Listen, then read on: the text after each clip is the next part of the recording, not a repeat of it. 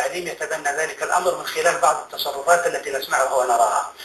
ولا أدري هل هي يعني استفزازات أو استعجالات لقلاقل أو نحو ذلك، ولكن هو مسؤول أن يقوم بوظيفته على الوجه المطلوب شرعا. أنا سبقا قرأت لكم مادتين في النظام الأساسي، لكن كان من المواد في المادة 57 باء أن نواب رئيس مجلس الوزراء والوزراء مسؤولون بالتضامن أمام الملك عن تطبيق الشريعة، ولهذا كل الوزراء مسؤولون مسؤولية تضامنية عن تطبيق الشريعة وعن عدم الإخلال فيها. مسألة تعليم البنات وعلى وجه الخصوص هذه من أكبر النعم عندنا ولله الحمد، أنها في بيئة لا تقر الاختلاط بين البنين والبنات في مراحل التعليم كلها، وهذا من فضل الله على هذه البلاد، وهي مسألة سبقنا إليها وتجربة نعتز بها وأصبحت واقعا ملموسة. كثير من البلدان في العالم الإسلامي لا يعلمون بناتهم لأنهم لا يريدون أن تذهب البنات إلى تلك البيئات المختلطة. تروح بنت المتوسط ولا للثانوي في بيئة مختلطة بنين وبنات ويحصل لها ما يحصل، فلا يعلمها، يعلمها الابتدائي ويتوقف. ليش؟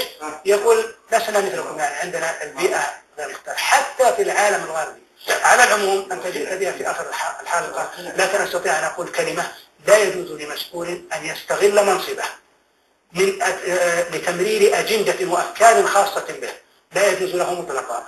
ومهما يكن من أمر فإننا في هذا البلد لن نقبل بالاختلاط في التعليم بالبنين والبنات مهما كانت التضحيات.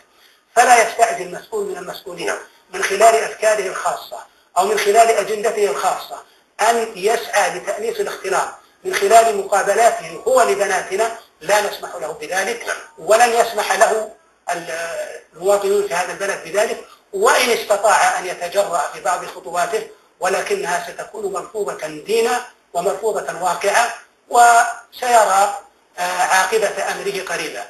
نرجو منه أن يستشعر مسؤوليته، خاصة وأنه من أسرة كريمة ولها جاه، والإنسان يستغل جاهه ومسؤوليته فيما ينفع دينه وفيما ينفع وطنه، لا فيما يهز الثوابت التي قامت عليها تلك البلاد.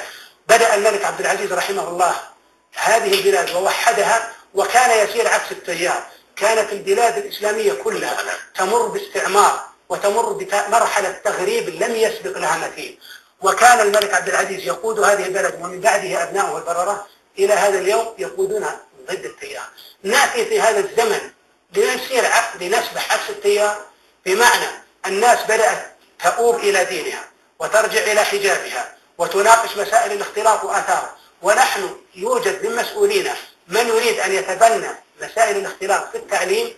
حاشا لله أن يتم هذا ولن يتم بإذن الله. والسلام عليكم ورحمة الله وبركاته. شكرا لكم شيخ عبد الرحمن، شكرا لكم مشاهدي الكرام. اعتذر ربما انا ايضا قصرت اني طرحت هذا الموضوع متاخرا، كنت اظن بقي معي شيء من الوقت. نعدكم ان شاء الله تعالى بطرح هذه الموضوعات ان شاء الله في حلقات قادمه. اشكر ضيفي هنا في الاستديو الشيخ الدكتور عبد الرحمن بن صالح الأطرم. لقائي بكم بمشيئة الله تعالى يتجدد الاسبوع القادم الأحد ضيف الحلقه بعد صلاه المغرب وتوقيت مكه المكرمه الشيخ الدكتور سعاده بن تركي الختلان. الجمعه سماحه الشيخ صالح بن محمد الحيدان. ولعلي ان شاء الله اعدكم باستكمال هذا الموضوع في حلقه يوم الجمعه. استودعكم الله.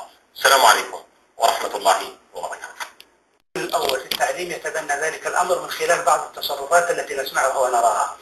ولا أدري هل هي يعني استفزازات أو استعجالات لقلاقل أو نحو ذلك، ولكن هو مسؤول أن يقوم بوظيفته على الوجه المطلوب شرعا. أنا سبقا قرأت لكم مادتين في النظام الأساسي، لكن كان من المواد في المادة 57 باء أن نواب رئيس مجلس الوزراء والوزراء مسؤولون بالتضامن أمام الملك عن تطبيق الشريعة، ولهذا كل الوزراء مسؤولون مسؤولية تضامنية عن تطبيق الشريعة وعن عدم الإخلال فيها. مسألة تعليم البنات وعلى وجه الخصوص هذه من أكبر النعم عندنا ولله الحمد، أنها في بيئة لا تقر الاختلاط بين البنين والبنات في مراحل التعليم كلها، وهذا من فضل الله على هذه البلاد، وهي مسألة سبقنا إليها وتجربة نعتز بها وأصبحت واقعا ملموسة.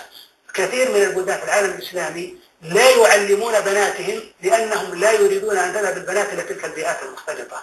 تروح بنت المتوسط ولا للثانوي في بيئة مختلطة بنين وبنات ويحصل لها ما يحصل، فلا يعلمها، يعلمها الابتدائي ويتوقف. ليش؟